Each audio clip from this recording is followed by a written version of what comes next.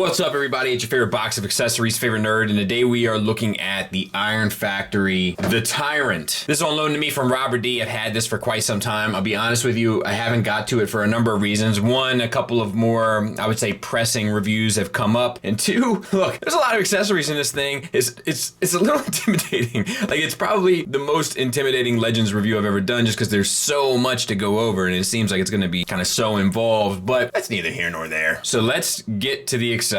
I'm going to try to do this in the most organized way possible. So let's start with the easy stuff. He comes with a sword, purple translucent, and it looks like the translucent is sort of varied. Like it looks darker towards the center, which is nice. I like it when they do stuff like that. It gives it a little bit more of a real effect.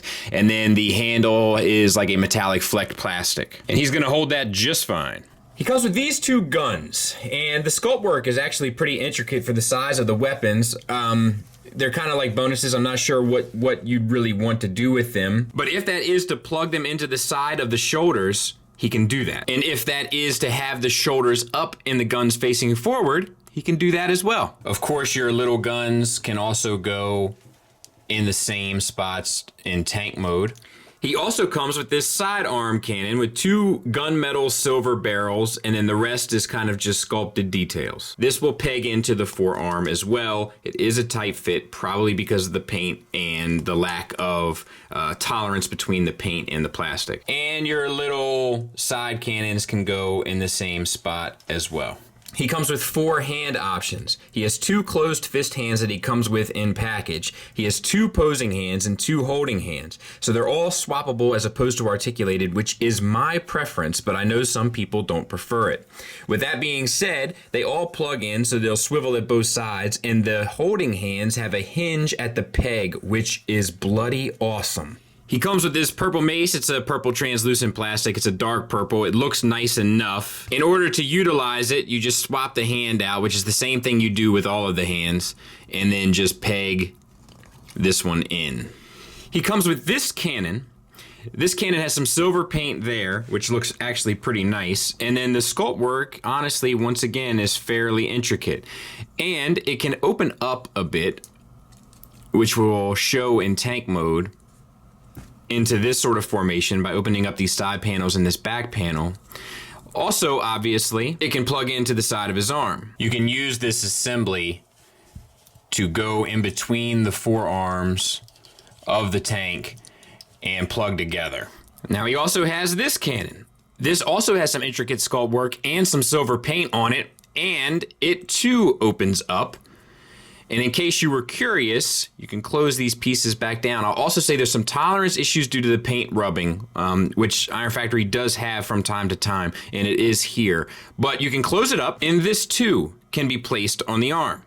He also comes with 2 additional heads, one G1 styled and one more Alex Milne IDW More Than Meets the Eye style. Both detailed the same with silver paint, gray plastic face, and red paint for the eyes, and sculpted beautifully.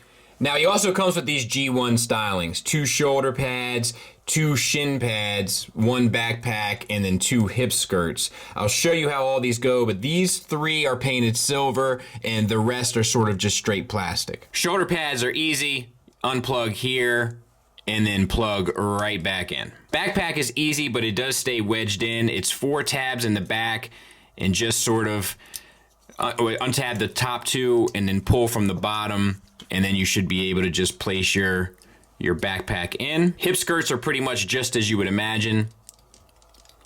Pull them straight out, and then plug in your new ones. The shin guards are slightly more involved, but not really. Just untab here from the back, and then pull forward. And then these just slide right on, utilizing that tab right there. And I will say, the one little complaint I have here is that I wish that the side of the shin guard here was also on a hinge so it could plug in the same way that this one does, because this one's super secure. This one is secure, but not as. And there, all that stuff is kind of in action. I had the hip guards on backward, FYI, so make sure that the little sculpted details are facing towards the back. And yeah, I think it's pretty effective. Now, to utilize the G1 looking arm fusion cannon for tank mode, you have to separate them into 3 pieces, move the rear, so to speak, to the front, and it has little notches on the side that you'll be able to distinguish, and then move this one to the back, and once again it relies on a notch system, and then you just sort of open up these back flaps here, and it'll plug in the same way.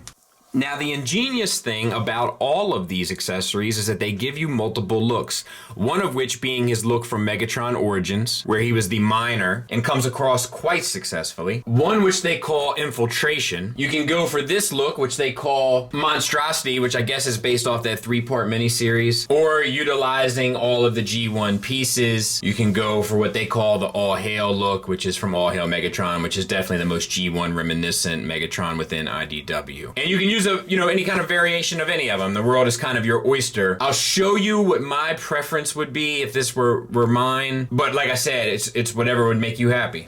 So if I were to purchase this guy, I think that's how I would have mine. Shoulders out, no extra guns, missile launching hip skirts, more IDW styled head, more IDW styled legs, and definitely the treads on the backpack. So I think it's very effective, and it's great that it allows so many options. It's ingenious. So then you also have different configurations for tank mode. Here's one of them. This is utilizing a certain kind of cannon and of course the shoulder pads that we know that come sort of standard issue with it. Then you have the infiltration style, which just pretty much has the silver turret. And I don't know, that one might be my favorite of the set. And then you have the monstrosity version as well, and obviously they didn't do a gun mode for All Hail. So yeah, this one looks good too. And it's just swapping out the barrels really, but I don't know. I dig it an awful lot. I think it's really quite smart. He also comes with this bag of hands that I'm not sure exactly why or who they go to, but he does have them. They are here. And you get 2 holding hands, 2 fist hands, and 2 posing hands, very similar to Megatron except fatter plugs. I'm sure it's for a previous release, I just don't know which. I'm sure someone will let me know in the comments. But yeah, you get those, right and left. And now, at last, we can talk about the figure. So, the head is on a ball peg.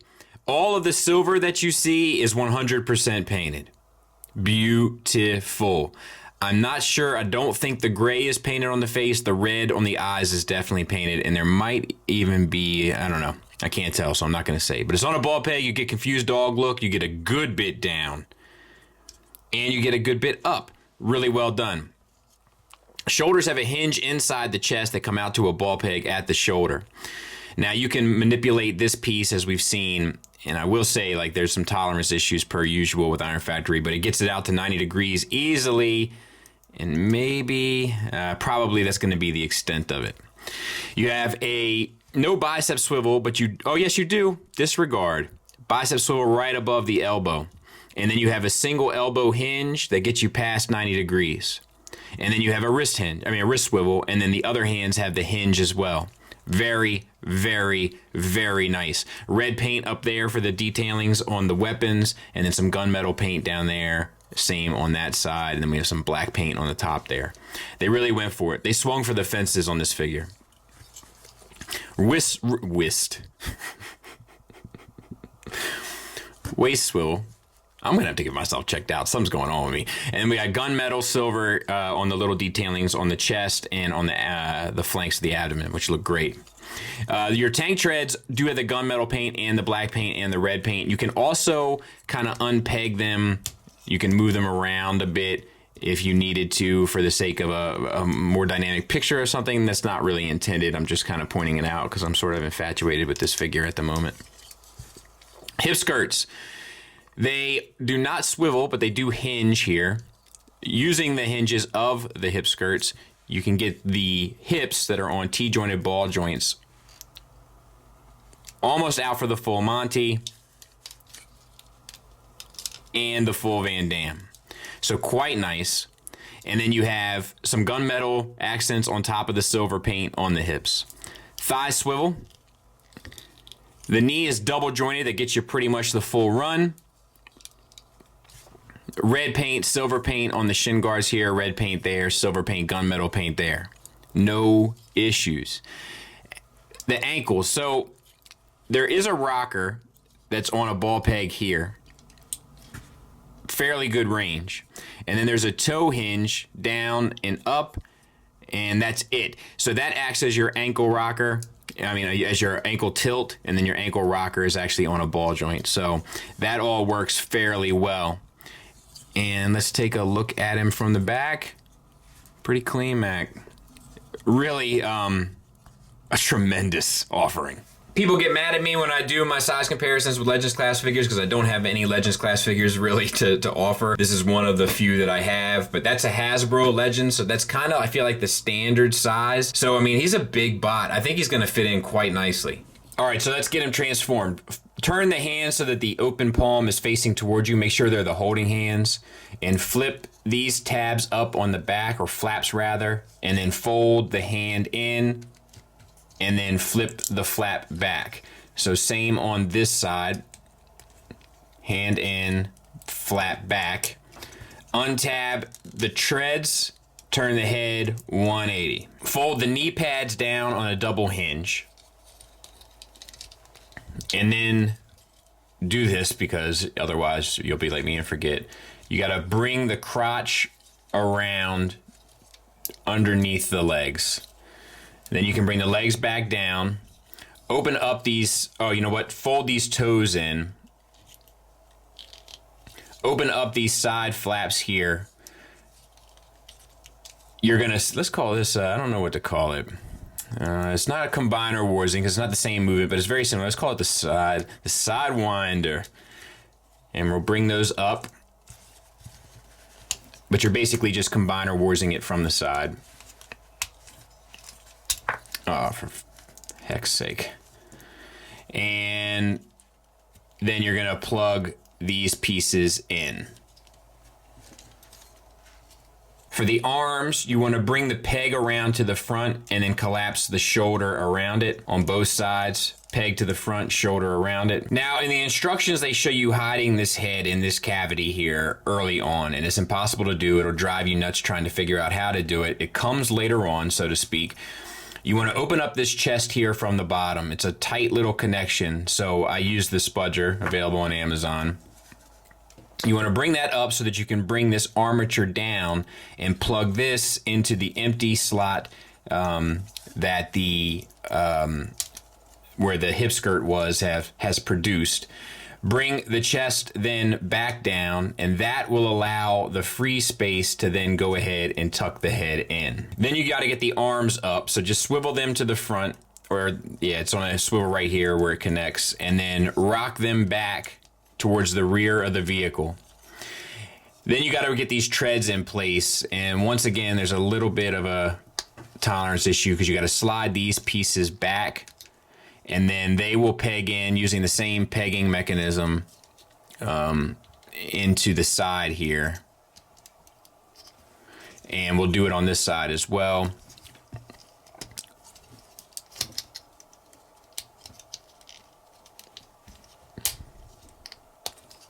And peg in. And there it is. It doesn't roll or anything. There's no wheels, but it is pretty cool. The turret can actually rotate around. You have to, like, just, you know, move all the bits around. And if you, let's see, if you unplug it, you can even get a little bit more from the back. So that's pretty cool. They did a really great job with this overall. You can go up and down a little bit, maybe. A pretty sharp looking tank, you know, for what it is. There's some elements of the transformation that are a little frustrating just because of tolerances and so forth. That's one of Iron Factory's kind of Achilles heels, in my opinion. But in you know, tank modes that are Cybertronian are always a little bit more suggestive, I think, than most of us would like. But given what it is, given what we've come to expect in regards to tank modes, you know, involving Transformers, I think it's one of my favorites, just in terms of how it's done and what it allows you to do.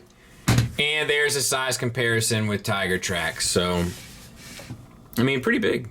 So I'm going to do these final thoughts in a slideshow because there's just too much to look at for two poses. Let's talk about the negatives. There's two, and they're both objective. One, there's some tolerance issues with stuff staying stuck in, and not the way we usually talk about it, but in this sense, having a hard time getting it unstuck. And two is tolerances in regard to paint. Paint has come up time and time again on this channel, and I've been hearing a lot more pushback to paint recently, which I find interesting, and I might have to discuss further at some point. But when you fully coat a figure in paint, which a lot of this is, and looks beautiful for it, by the way, you have to allow the same space where everything plugs in to accommodate for that paint. And sometimes this does, and sometimes it doesn't. And that becomes frustrating when you're utilizing the engineering in regards to transformation for this product.